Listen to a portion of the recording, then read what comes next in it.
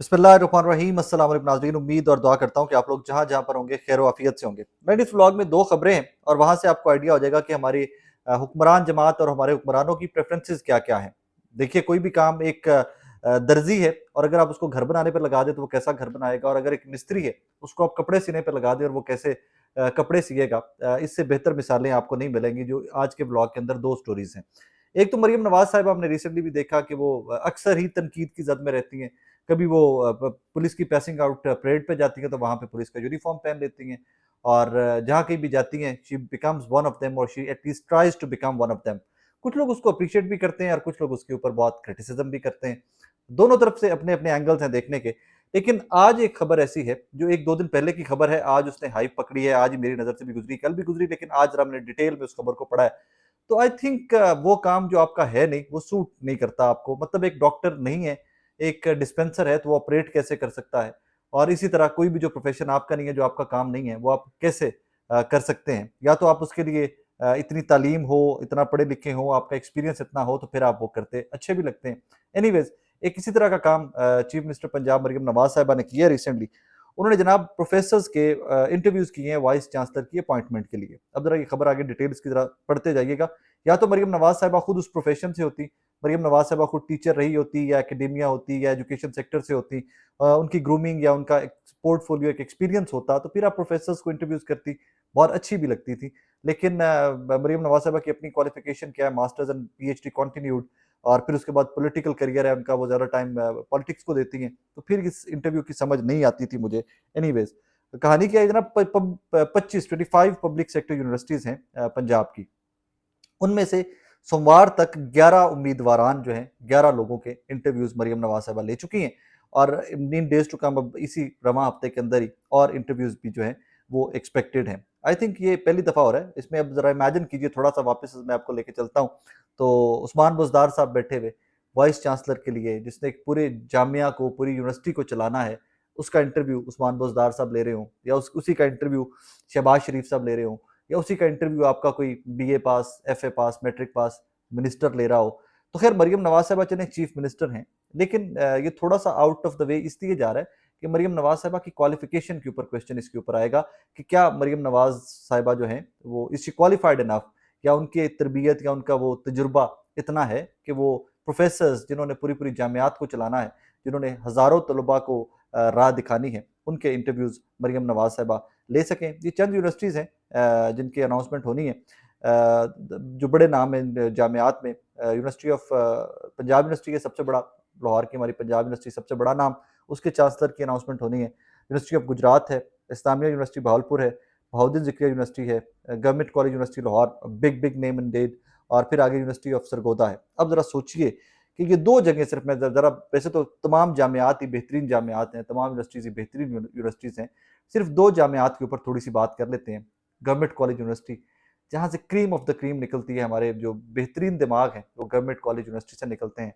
और वहाँ के जो असगर जैदी साहब, या पिछले जो चांसलर थे, वाइस चांसलर थे, अब उनका इंटरव्यू अगर मरियम नवाज साहब अपॉइंटमेंट के लिए करें तो अजीब सा लगेगा थोड़ा सा मुझे।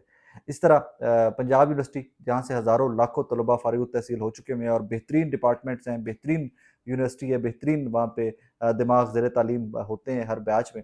अब अगर उन्हीं को उनके वाइस चांसलर की अपॉइंटमेंट मरियम नवाज साहिबा करें, तो वो, मैं सिर्फ ये एक सहाफ़ी होते, एक पाकिस्तानी होते, सिर्फ ये सवाल पहला ज़हन में ये आता है कि मरियम नवाज साहिबा क्या गुफ्तगू करती होंगी उस इंटरव्यू के अंदर? अगर उसके मीटिंग मिनट्स मिल जाएँ तो दैट विल बी ब्रिलियंट। हो सकता है कि हमारी असेसमेंट गलत हो और वाकई मरियम नवाज साहिबा का जो इंटरव्यू था वो वर्थ इट हो, कि उन्होंने कुछ इस तरह के पॉइंट्स या उस तरह की डिटेल्स डिस्कस की हो वाइस चांसलर्स होने वालों जो प्रोफेसर्स हैं और जो होने वाले वाइस चांसलर्स हैं, उनके साथ उन्होंने वाकई कुछ इस तरह के प्रोजेक्ट या प्लान डिस्कस किए हों जो वर्थ इट हो। लेकिन अभी तक के लिए जिस तरह मरियम नवाज साहिबा पुलिस का यूनिफॉर्म पहन के तनकीद की जद में थी, इस इंटरव्यूज़ के बाद भी ये सोशल मीडिया के ऊपर एक बहस है कि मरियम नवाज साहिबा जो है वो कैसे इंटरव्यूज़ कर सकती हैं, इज शी क्वालिफाइड इनफ, और is she does she has that experience, या उतना पोर्टफोलियो उनके पास है कि वो इनका इंटरव्यूज़ कर सके। बहरहाल ये भी एक बड़ी खबर थी, आज की खबर एक दो दिन पहले की थी, बट इसने हाइप आज पकड़ी है, आज ये अंडर डिस्कशन आई है। अच्छा, सेकेंडली, थोड़ा सा मैं माजी में लेके जाऊँ आपको, 8 फरवरी से पहले लेके जाऊँ। नवाज शरीफ साहब जब वतन वापस तशरीफ ला रहे थे, तो एक ही चीज़ या एक ही नारा था कि नवाज शरीफ साहब आएंगे, प्राइम मिनिस्टर ऑफ पाकिस्तान बनेंगे, पाकिस्तान की तकदीर बदल के रख देंगे। फिर उनकी अपनी पार्टी ने उनके साथ क्या किया, कैसे नवाज शरीफ साहब की तकदीर बदल के रख दी, वो 8 फरवरी के बाद आपको पता चल गया होगा। और जो 8 फरवरी तकरीर थी, जो विनिंग स्पीच या विक्ट्री स्पीच 8 फरवरी के बाद नवाज शरीफ साहब ने दी, जो जिसके बारे में आज भी एम्बिग्विटी है, आज भी पीएमएलएन के क्रेडिबल सोर्सेज कहते हैं कि जनाब पीएमएलएन के अपने स्टॉलवर्ड्स ने वार्न किया था मियाँ साहब को कि जनाब गवर्नमेंट मत बनाइए। सो मतलब आप इस सिचुएशन में नहीं है, आपके पास सीटें नहीं है, आपके पास मार्जिन ही नहीं है कि आप लोग गवर्नमेंट मत बनाइए, लेट इट बी पीटीआई और पीपल्स पार्टी और बाकी जमातें मिलकर गवर्नमेंट बना लें। बहरहाल उसके बाद मियाँ नवाज शरीफ साहब बिल्कुल गायब हो गए सीन से। जाती उमरा कभी कभार नजर आते हैं, कभी कभार चीफ मिनिस्टर हाउस एक दो दफा नजर आए हैं, लाहौर आर्ट क्लब रोड में नजर आए हैं, या कभी कभार वहाँ पर मरी चले जाते हैं, वहाँ पर घूमते फिरते नजर आते हैं। वो जो मुस्तफ़ा नवाज खोखर साहब ने फरमाया उनके बारे में, नवाज शरीफ साहब के बारे में, कि जनाब नवाज शरीफ साहब जो हैं अब वो छलियाँ खाते ही नजर आते हैं और वो लीड नहीं कर पा रही है। उनकी जमात जो है वो अजीब सी बेहंगम सी एक पार्टी है कि जो हुक्मरान जमात भी है और एट द सेम टाइम जिसको वज़ीर आज़म बनाना चाहती थी वो जमात, वो इस टाइम के ऊपर मरी में मुकीम है एंड ऑल दैट। अब इमेजिन कीजिए कि आपका भाई वज़ीर आज़म हो, आपकी बेटी वज़ीर आला पंजाब हो और आपकी एक्टिविटीज़ क्या हैं। वहाँ से आप अंदाज़ा लगा लीजिए कि नवाज शरीफ साहब इस टाइम के ऊपर पाकिस्तान की पॉलिटिक्स में किस कदर किरदार अदा कर रहे हैं या किस हद तक वो एक्टिव हैं। रिसेंटली जनाब ये आरिफ मलिक साहब की खबर है, वी न्यूज़ के रिपोर्टर हैं, समा में भी रहे हुए हैं, बहुत सीनियर रिपोर्टर हैं, बहुत अच्छा काम करते हैं आरिफ मलिक साहब। आरिफ मलिक साहब खबर लेके आए हैं जनाब जाती उमरा से। वो कहते हैं कि जनाब जाती उमरा में 300 एकड़ के करीब शरीफ खानदान की ज़मीन है।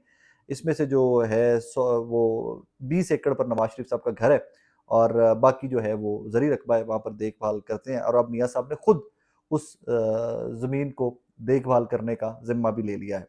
अब खबर इसमें कहानी में ये है कि साबिका वज़ीर आज़म पाकिस्तान, बिलियनेयर, एक इत्तेफाक फाउंड्री और पता नहीं कितने कारोबार शरीफ खानदान गिनवाता है अपने, वो 2 ट्रैक्टर जो थे ना वहाँ पर, जो ज़मींदारा करते हुए वहाँ पर जो ट्रैक्टर 2 इस्तेमाल होते थे जाती उमरा के अंदर, वो 2 ट्रैक्टर्स खराब हुए हैं।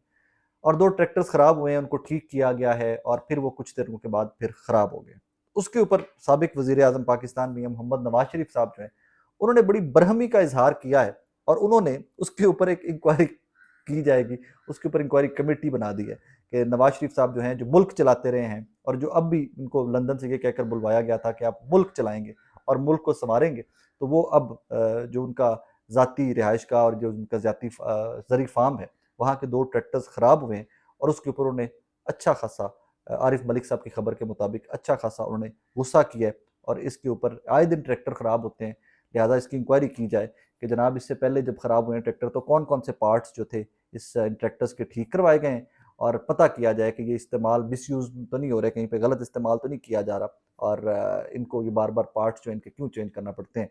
इस ज़मन में मियाँ नवाज शरीफ साहब ने बरहमी का इजहार किया। अब आगे इससे आगे भी इंटरेस्टिंग डेवलपमेंट्स हैं कि शरीफ खानदान के ज़राए के मुताबिक आरिफ मलिक साहब ने जो खबर दी है कि जनाब वो अपने जो बाकी उनके बिजनेसेस थे, क्योंकि आपको पता है शरीफ खानदान भी ज़रिया ताब रहा, तो उनके जो बिजनेस हैं बाकी वो भी उनको दोबारा से थोड़ा सा एक्टिव हो रहे हैं शरीफ खानदान उसके अंदर। अपने बेटों के साथ आज उन्होंने बोर्ड ऑफ डायरेक्टर्स के साथ भी मुलाकात की है शरीफ मेडिकल सिटी के। और फिर वो जो फर्दर उनके बिजनेस थे शुगर मिल्स और हदीबिया पेपर मिल्स वगैरह वगैरह, उनमें भी वो टाइम दे रहे हैं, उनको उनमें भी इंटरेस्ट ले रहे हैं और उनको भी रिवाइव करने की कोशिश कर रहे हैं मियाँ नवाज शरीफ साहब और उनके साहबजादे भी अब ज़्यादातर यहीं पे होते हैं। आपने अक्सर देखें, अगर वो मरी वाली फुटेज भी आपने देखी हो तो उसमें नवाज शरीफ साहब के साहबजादे ही उनके साथ गाड़ी खुद से चला रहे होते हैं और वो उनके साथ ही सफ़र करते हैं ज़्यादा। सो बेसिकली इस सारी खबर का मकसद क्या था बताने का आपको, कि अगर आप इसको एनालाइज करें थोड़ा सा डिटेल में, थोड़ा सा डेप्थ में देखें, तो आपको बज़ाहिर लगता है कि मियाँ नवाज शरीफ साहब प्रैक्टिकल पॉलिटिक्स ऑफ पाकिस्तान जो थी, जो पीएमएलएन की प्रैक्टिकल पॉलिटिक्स है, उससे आउट और अपने पर्सनल या वो जो ज़ाती ज़िंदगी या निजी ज़िंदगी जिसको कहते हैं, उसमें ज़्यादा एक्टिव हैं। अब अपने बच्चों के कारोबार देख रहे हैं, उनमें टाइम दे रहे हैं, अपनी वो ज़मीनों के ट्रैक्टर ट्रुक्टर ठीक करवा रहे हैं, हल शल ठीक करवाएंगे वहाँ के। तो इस तरह की वो ज़िंदगी जो है वो मतलब लो की लाइफ या जो लाइमलाइट से दूर, सियासत से दूर ज़िंदगी शायद नवाज शरीफ साहब गुजारना चाह रहे हैं।